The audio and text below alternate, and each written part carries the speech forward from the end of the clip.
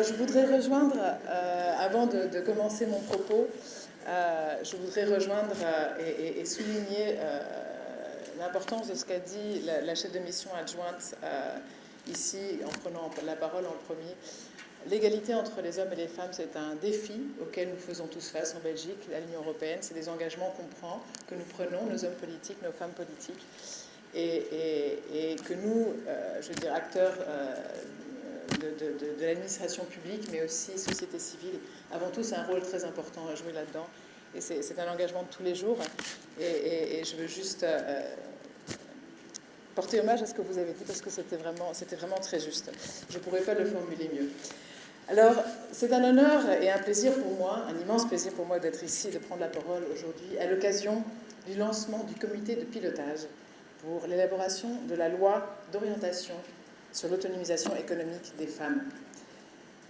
Alors, on l'a déjà dit, comme vous le savez, l'égalité des genres et l'autonomisation des femmes sont des priorités transversales de la Belgique à travers tous ses partenariats, en ce compris au Sénégal. C'est aussi une question qui me tient à cœur à titre personnel, ce qui démultiplie évidemment ma motivation à être ici et de vous convaincre, en tout cas de vous souligner la conviction avec laquelle la Belgique soutient à travers les activités d'Enabel cette initiative essentielle portée par le ministère de la Famille et des Solidarités. Alors, la question de l'autonomisation des femmes, c'est évidemment une question de femmes, mais ce n'est pas que une question de femmes, c'est une question qui touche l'ensemble de la société. Les chiffres le démontrent. Lorsqu'une femme accède à des opportunités économiques, c'est toute une famille, c'est toute une communauté. Au-delà de ça, c'est tout un pays qui en bénéficie. L'autonomisation économique des femmes, ce n'est pas seulement une question de justice sociale. Oui, c'est une question de justice sociale.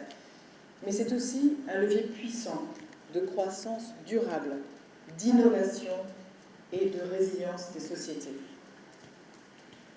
C'est dans cet esprit que la Belgique et ses partenaires européens, à travers le portefeuille bilatéral Sénégal-Belgique, mais aussi via le projet européen IBACIC, donc Investing in Young Business in Africa, mis en œuvre de manière conjointe par Enabel et Expertise France, s'engagent activement aux côtés du Sénégal, des autorités, de ses sociétés civiles, pour poser les fondations du cadre législatif ambitieux, inclusif et durable, indispensable pour permettre à l'écosystème d'avancer et pérenniser ainsi la croissance et le développement économique du pays.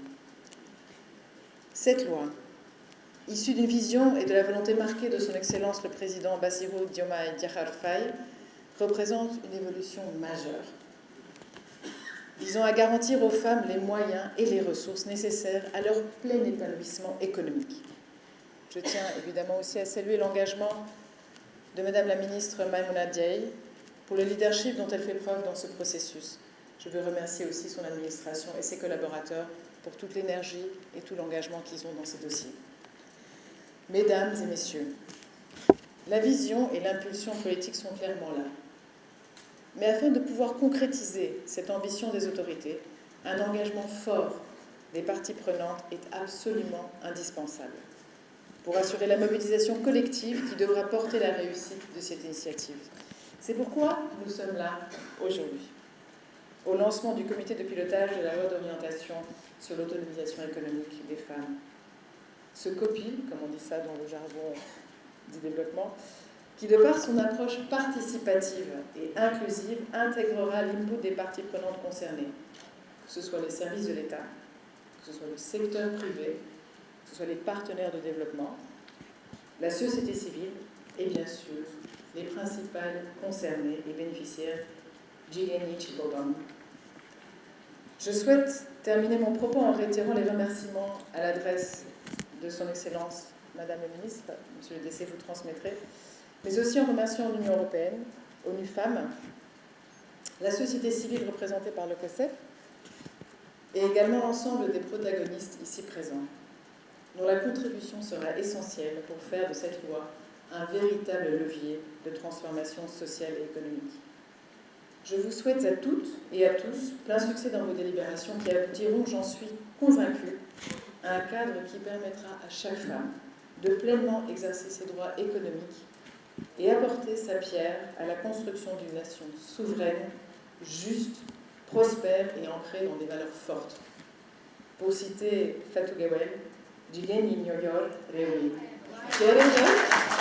Merci. Ça va, j'ai bien dit ça?